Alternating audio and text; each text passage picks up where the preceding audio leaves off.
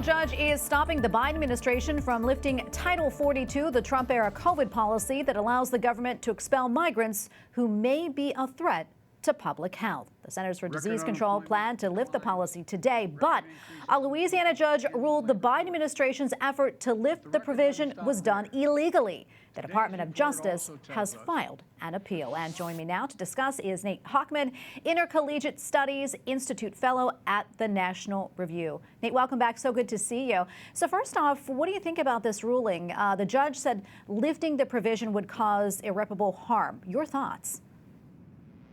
Well, again, I think one thing that you've seen, particularly from the Democratic Party as we have exited the COVID pandemic, is this insistence on using COVID as a pretext to do things they wanted to do anyways, whereas they are still trying to use COVID to try to do things like keep the border open. So in terms of the Title 42 ruling, it's pretty clear that Biden is under serious pressure from progressive activists on his left flank to do less to secure the border. And so he is saying the pandemic is over when it comes to immigration enforcement. But of course, when it comes to things like mask mandates and proxy voting in Congress, Democrats are still very much saying the pandemic is on. So they're talking out of two sides of their mouth on this. And at the end of the day, what it really amounts to is politics. Yeah, and on a different note, as we heard earlier from Owen Jensen, President Joe Biden was recently asked by a reporter if the U.S. would get involved militarily if Taiwan was invaded by China. President Biden said yes, and that is the commitment that we made, he said. And a White House official then quickly walked back those comments by saying the president's words did not indicate a policy shift. That said, as you know, this is not the first time the White House has had to basically do cleanup for the president when it comes to Taiwan. I'd like to get your reaction on that.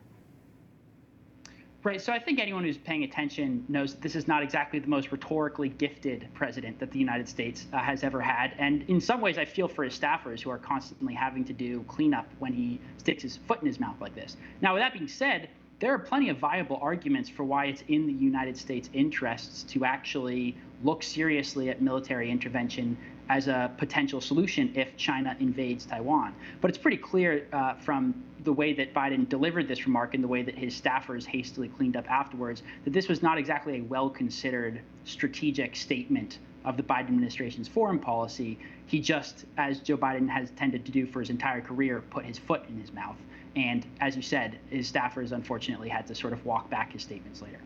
Yeah, and as you know, over the weekend, sort of on a different note, about 78,000 pounds of baby formula was transported from Europe to help with our baby formula shortage here in the U.S. I want to get your take on that and how we got here.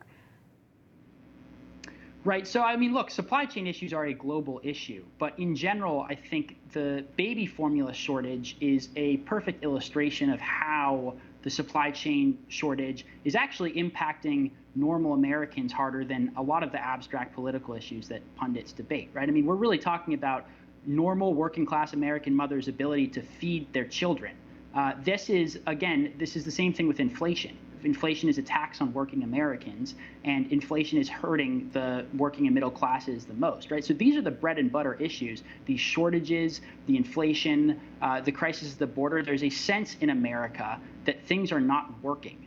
And I think the Democrats, whether or not it's things like the baby formula shortage are directly their fault, are going to have to answer for that in the midterms. Yeah, and I kind of want to pick up on that, Nate. A recent Rasmussen Reports poll shows that only about 24% of likely voters believe that the country is heading in the right direction. Your take on what's driving those numbers, and do you think that President Biden can turn things around? Certainly not in time for 2022. I think that's pretty much an open and shut case at this point. Democrats are incredibly unpopular. The national mood is very, very disfavorable to them. I mean, in my home state of Oregon, which hasn't elected a Republican governor since the 1980s, generic polls are showing voters favor Republicans over Democrats by 18 points, which is almost unheard of. So in general, there is a consensus across partisan and ideological lines that things are just breaking down in the country. Nothing is going right. This is not the America that a lot of us grew up in. And for better or for worse, the Democrats, as the party in power, are going to be blamed for that. And they're going to have to answer for it. And they're not giving very good answers right now, if you look at what's coming from the White House. Nate, we probably have a little bit less than a minute left. I'm wondering what you're following right now. I'm following in particular the drama over Princeton letting their tenured professor Joshua Katz go after an activist backlash to comments he made criticizing political correctness on campus. It's a really completely unprecedented move in some ways by an Ivy League administration to go after a tenured professor, ostensibly under different pretenses. But in many ways, I think it's consistent with a trend that we've seen on our university campuses in recent years, where the administrators are scared of their own left-wing activist students, and they're willing to sacrifice many of their own professors, even tenured professors like Katz, to appease them. Well, we're going to leave it right there. Nate, thanks so much for coming on. We always appreciate your analysis. Thank you. I appreciate it.